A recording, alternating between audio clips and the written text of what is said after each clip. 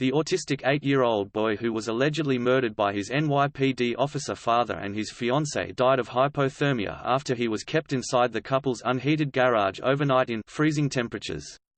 Michael Valver, 40, and Angela Polina, 42, were charged with second-degree murder on Friday in the death of 8-year-old Thomas Valver on January 17.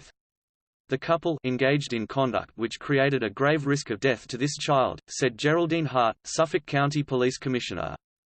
Valver's initial story, that Thomas was trying to catch the school bus and died after falling in the driveway, quickly came apart as homicide detectives investigated the death. Justina Zubko Valver, Valver's ex-wife and Thomas's biological mother, had previously accused the officer of abusing their 3 children with starvation and beatings. The medical examiner has ruled it a homicide with a major contributing factor of hypothermia. We believe certainly that Thomas was kept in the garage overnight preceding his death, Hart said, according to NBC News. The incident started when Valver beat Thomas at their Bittersweet Lane home in the Center Mauritius hamlet in Long Island, New York Daily News reports. Then, Valver forced Thomas outside into the garage when the area was a frigid 19 degrees that night.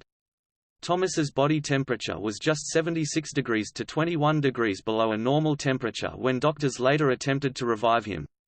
Before calling 911, Valver is said to have placed the boy's cold body in a warm bath to raise his core temperature.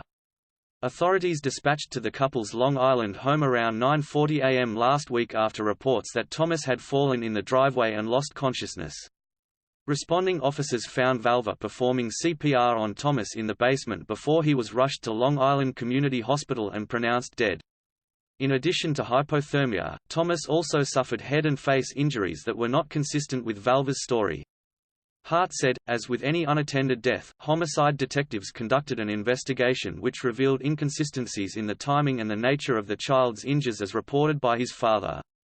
We have determined Thomas was never in the driveway that morning and he suffered head and facial injuries that were not consistent with the father's account. In addition to Thomas, Valver's 6-year-old and 10-year-old brothers lived with the couple, as did Polina's 11-year-old twin daughters and her 6-year-old son. The couple reportedly had an extensive home security system and monitored the children closely. Said footage helped investigators discovered that Valver's other sons were punished with food deprivation and exposure to extremely frigid temperatures. The remaining children have been placed in Child Protective Services. We are still investigating the extent of the abuse and if it extended to all of the children, said Hart. A 2018 East Mauritius School District report obtained by New York Daily News showcases the depths of abuse Thomas and his siblings suffered. Biggest concern is that Mr. Valver and his fiancée Angela do not understand the depth of Anthony and Thomas's disabilities, the report read, regarding Thomas's brother. Both Anthony and Thomas come into school hungry and frequently say they did not eat breakfast because they did not ask for breakfast or got in trouble.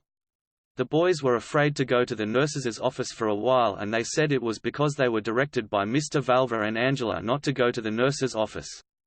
Anthony had allegedly dropped around 11 pounds over the course of 9 months. Police conducted a welfare check at the home in May 2019, but the family was not home at the time.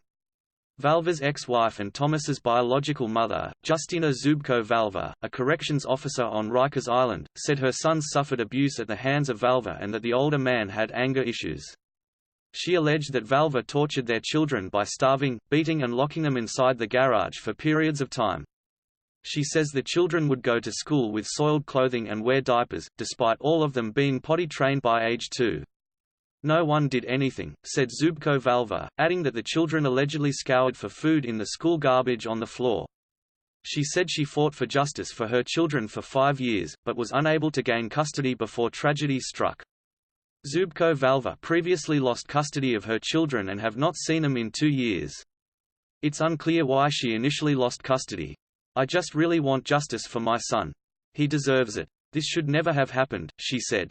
I just keep praying for this case to be fully resolved and my little angel Thomas to rest peacefully in heaven. I just wish somebody helped him.